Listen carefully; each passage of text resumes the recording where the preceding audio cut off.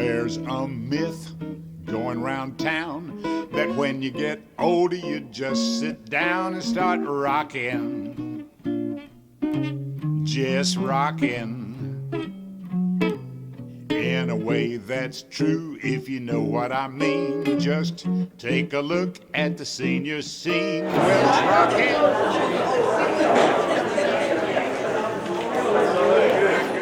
To open up the program, we are going to be led in a medley of songs by Frances Dancy Burnett. Frances, if you'll stand and come forward. Frances is a member of the Alumni Association, and by the time she finishes carrying us through what she's going to be doing, we'll also know some other things about her. So here is Frances, and Frances, here's the audience and our friends, and we're going to do some things together. Good morning. Good morning. This is something that I want each of you to participate in. And I'm just going to lead us in a few songs. And the first one I'm sure everybody knows is Kumbaya. So if you would join me in singing Kumbaya, just a few verses. Kumbaya, my Lord, Kumbaya. Kumbaya, my Lord, Kumbaya. Kumbaya, my Lord, Kumbaya.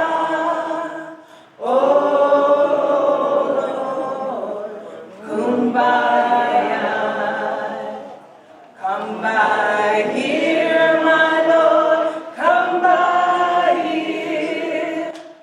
Come by here, my Lord, come by here. Come by here, my Lord, come by here. Oh Lord, come by. Okay. It's me, oh Lord, standing in the need of prayer. It's me, oh Lord, standing in the need of prayer. Not my mother, not my father, but it's me, oh Lord, standing in the need of prayer. Not my mother, not my father, but it's me, oh Lord, standing in the need of prayer. Ride on, King Jesus, no man cannot hinder me. Ride on, King Jesus, ride on, no man cannot hinder me. No man cannot hinder me.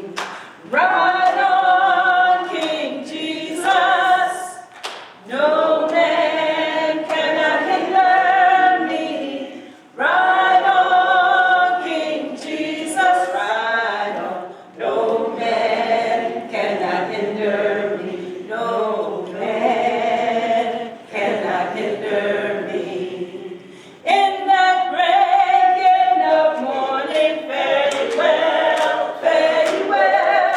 In that breaking of morning, fare you well, fare you well. In that breaking of morning, fare you well, fare you well. In that breaking of morning, fare you well, fare you well. Thank you. Diane Pledger is going to do the invocation. Okay, let's come to Jesus in prayer.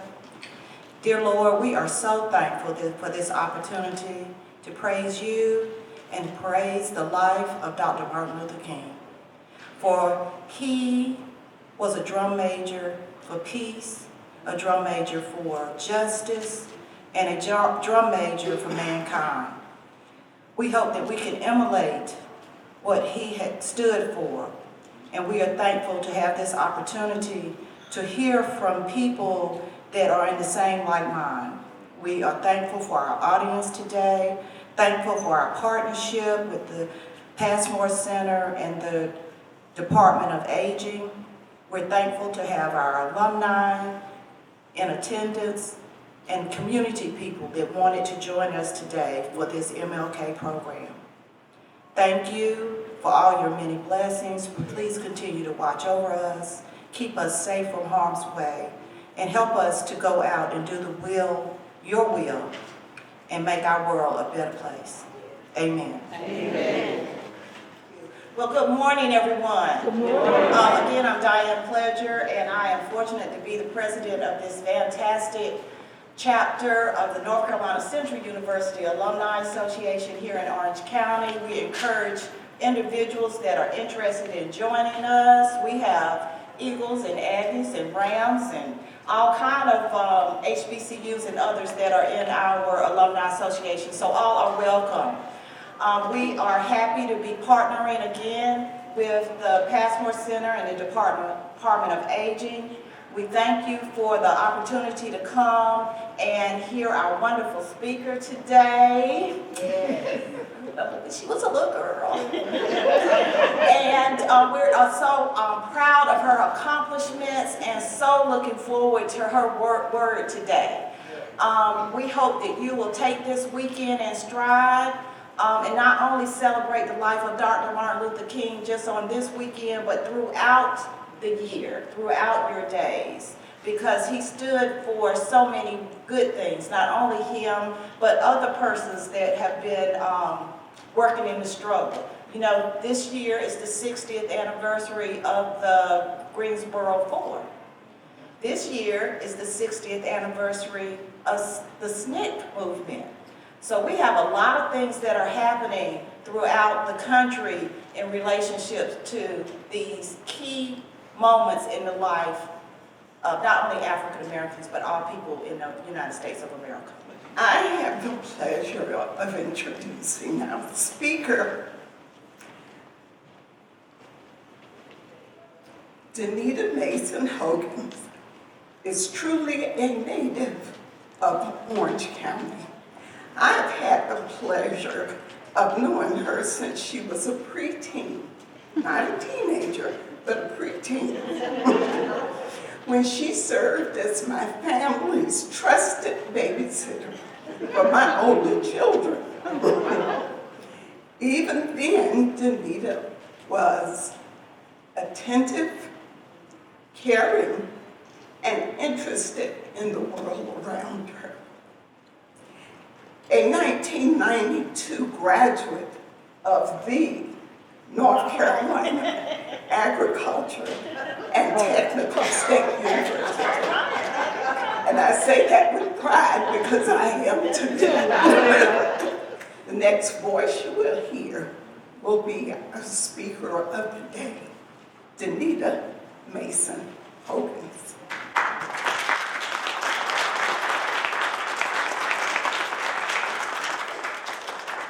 Thank you so much for that introduction. You can tell somebody loves you when they put that much energy into introducing you. And I want to thank you so much for welcoming me here today. It means so much that when Mr. Harris and Diane Pledger asked me to speak today, of course I always looked up to Diane when we were students at Hargraves and young people. Diane was my camp counselor. So always looked up to her and always adored the Harrises. And the only thing that Mrs. Harris left out is that she is the one who convinced me to go to North Carolina A&T. I was looking at UNC Greensboro, and she said, have you thought about A&T? And she brought me some information. And so I'm very grateful to her and truly adore and appreciate her family always. So I was in Miss Jean Thorpe's kindergarten class, and Miss Vonsil Farrington, and they were the first pair of African American teachers to lead an integrated classroom in 1973. I will never forget my first day of school because I had on this little red dress that I was so proud of, and this little white boy on the first day saw me, gave me a big smile, and called me the N-word. We often talk about the high school students who integrated the schools, but not as often do we talk about the young children who were met by hatred from students and teachers that we could not understand. But I had a great childhood. And growing up in Chapel Hill meant that as the youngest child in my family, I had a brother and a sister and a whole lot of cousins who taught me how to have fun and to play games, but also how to fight and protect each other. So this little boy and I fought at least once a week when I was in kindergarten, and we continued to fight until I was in the 6th grade. The young people today call it being on sight, which means that every time I see you, it's on sight. And my mother would fuss when I told her that I had gotten into a fight, but my daddy would always ask me one question. Did you win? And as I said, this went on into the 6th grade, and when it was time for me to go to the 7th grade, my mom pulled me aside before my first day at Coburg Junior High and told me that I could not fight him this year. And I was so confused and said, "Why? You know I can beat him." And she said, "No, that boy is getting older, and you are not allowed to fight him with your fist anymore. You're going to have to learn how to fight with your words." So the best example that I could come up with to tell me how to fight when somebody said something against me being black with my words was our black hero, Dr. Martin Luther King. Like so many of you in this room, I came from many, many generations of this town and this county. Since UNC is the oldest public university in America, the story of the relationship between black people in this town mirrors the story of black people in America. When this university was built in 1789, our ancestors, along with the native people from this area, were here. The natives built the bricks, and we laid the foundation of this university and town along with it. Do you know how this university was funded and started and what an escheat is? So what an escheat is when someone dies and they don't have heirs to their property, the property goes to the state of North Carolina. Now normally what happens when a university is state funded like UNC, the state legislators give them money to operate for operations. But when UNC got started, the state did not give them money to get started. But what they said was, we will give you the escheats of the people who died and did not have any heirs. So what escheats meant were property, and we were property. So we were one of the only few state universities in this country who was literally founded on enslavement. In this town with great wealth, there has also always been great poverty.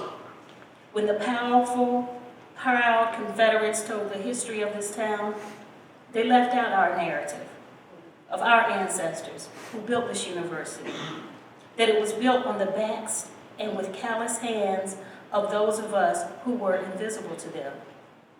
And that's what I call us local generational black people, the invisible town. Why?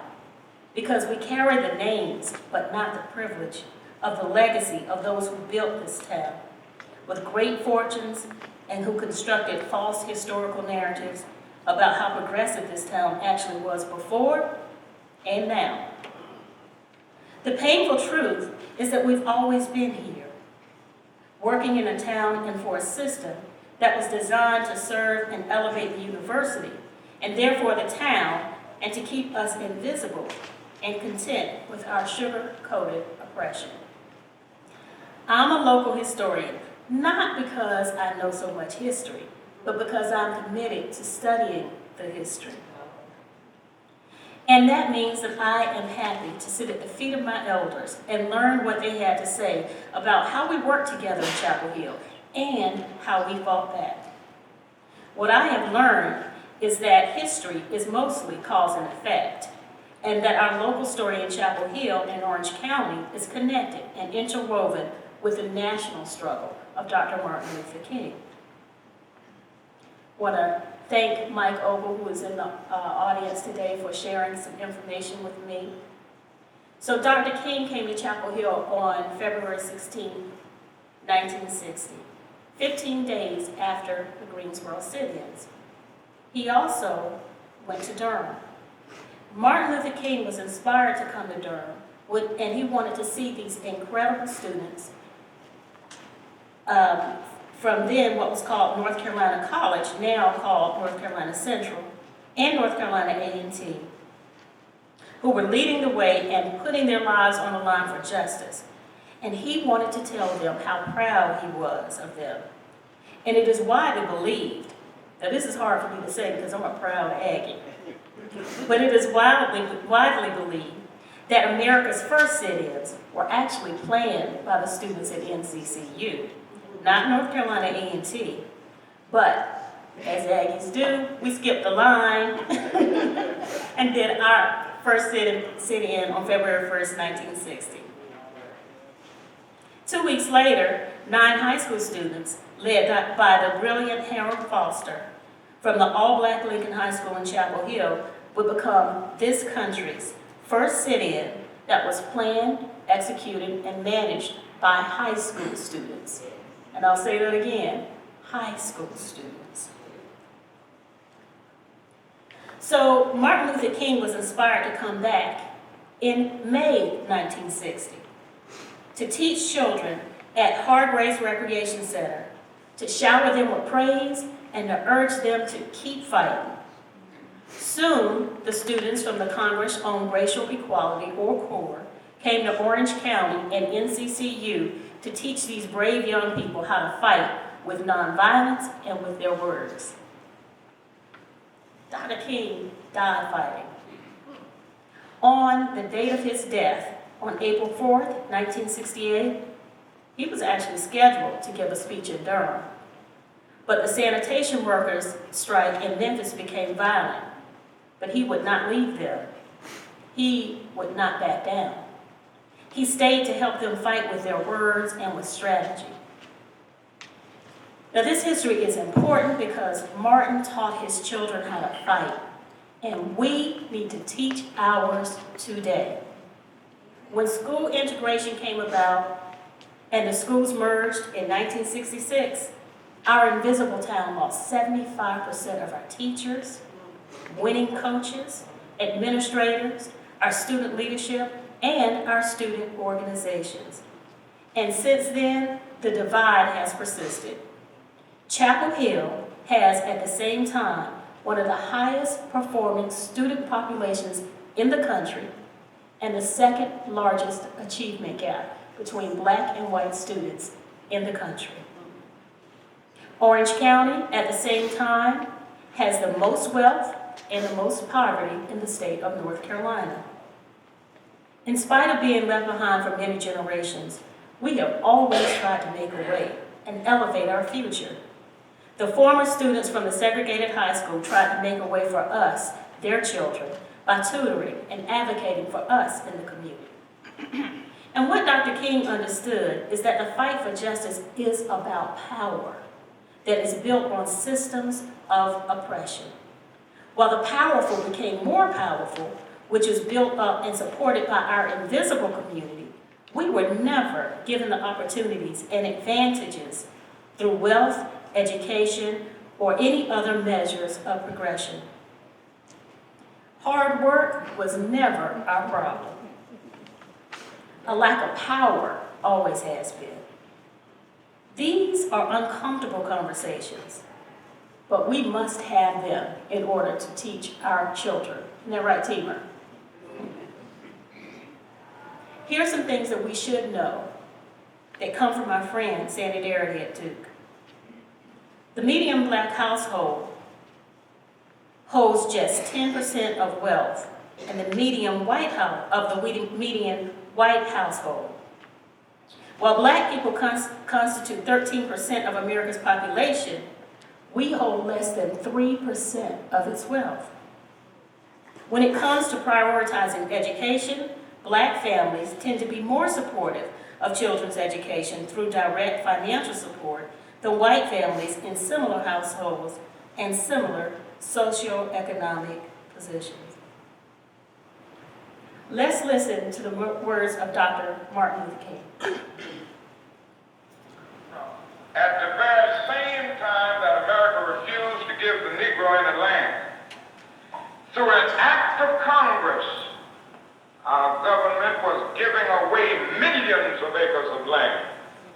the West and the Midwest, which meant that it was willing to undergird its white peasants from Europe with an economic floor. But not only did they give the land, they built land-grant colleges with government money to teach them how to farm. Not only that, they provided county agents to further their expertise in farming. Not only that, they provided low interest rates in order that they could mechanize their farm. Not only that, today many of these people are receiving millions of dollars in federal subsidies not to farm, and they are the very people telling the black man that he ought to lift himself by his own bootstraps.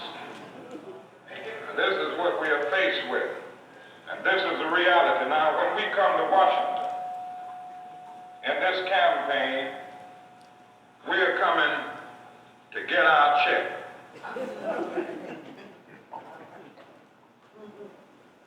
So I want to thank Dr. King for teaching me how to fight, to be a freedom fighter. I want to thank Ms. Harris. I want to thank the people in this room. I want to thank the foster sisters, Cousin Ann, my cousin Lily. I want to thank you so much for giving us the freedom and the spirit to fight. And I want to implore all of you to teach your grandchildren, teach your children. We still need it. So when I sit on the Chancellor's Commission, you better believe that I'm going to bring my ancestors into the room. You better believe that the native black Chapel Hill community is coming with me. And you better believe that I'm going to remember to fight like Martin Luther King. And you better believe I'm going to ask for a pre-K to college program for all of the descendants of the enslaved people who built this university to prepare them for college, and ask UNC to pick up their bill for tuition.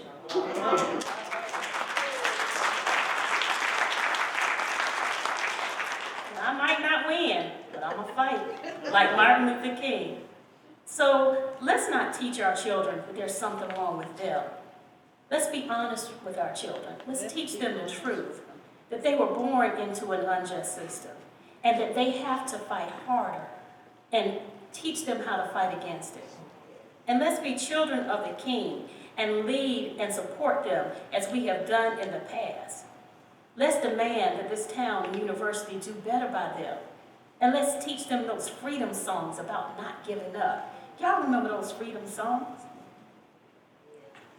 What's a good freedom song we could sing today? Ain't gonna let nobody Turn me around, turn me around, turn me around. Ain't gonna let nobody turn me around. Keep on walking, keep on talking, walking in the freedom land. The song, what is the song? Y'all help me to remember, because my great-grandma used to sing it, and it's a freedom song. And, I remember, and y'all know it too. We are soldiers in the army. We got to fight, although we have to cry. We got to hold up the blood-stained banner. We got to fight on until we die. Well, my mother was a soldier. She was a soldier in Chapel Hill, but one day she got tired. She couldn't fight anymore. She said, I'm gonna fight anyhow, because we are soldiers in the army. We gotta fight, although we have to cry. We gotta hold up the blood-stained banner. Oh yes, we gotta fight on until we die. We know those songs, and we have to teach our songs, and we gotta teach them to the children. And I'm gonna teach you one more. This is what the young people sing today. Y'all remember that song? What side are you on, my children? What side are you on? It's a good Mississippi song. And so the children today have turned it on, and it's real easy, and we're going to sing it. So this side is going to say, what side are you on, my people? What side are you on? And this side is going to say, we on the freedom side. And then we're going to talk about who are freedom fighters, okay? So this side goes, what side are you on, my people? What side are you on? We on the freedom side. What side are you on, my people? What side are you on? We on the freedom side. Let's do it again. All right. What side are you on, my people? What side are you on? We on the freedom side. What side are you on, my people? What side are you on? We on the freedom side. Was freedom fighter, and he taught me how to fight.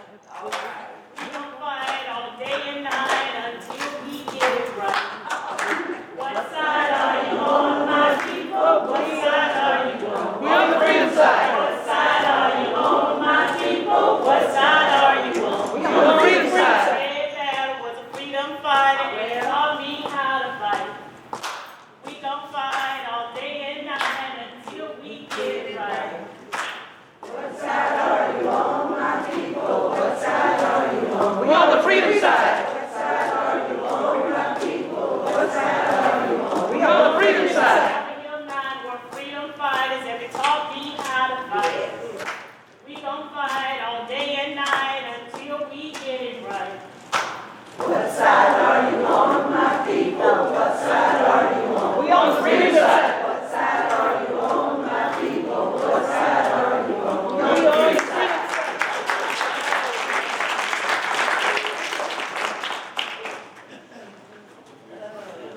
As I close, I want to thank you so much again for inviting me to speak. And let's keep connected. Let's remember whose side we're on. Let's remember those songs to pass on to these young people today. Let's show the world that we are Martin's people and we still know how to fight.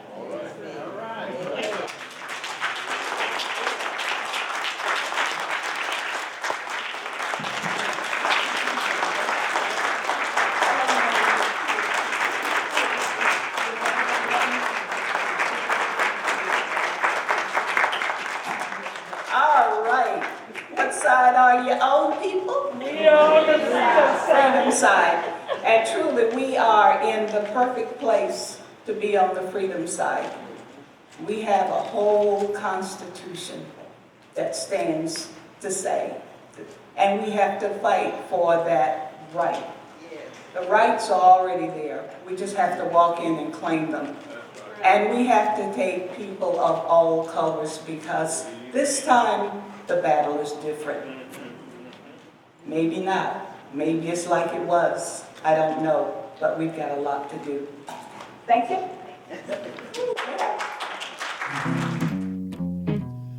We paid our dues all those years, and it's so nice to be switching gears. It's a grand new century, and it's the senior life, the senior life, the senior life for me.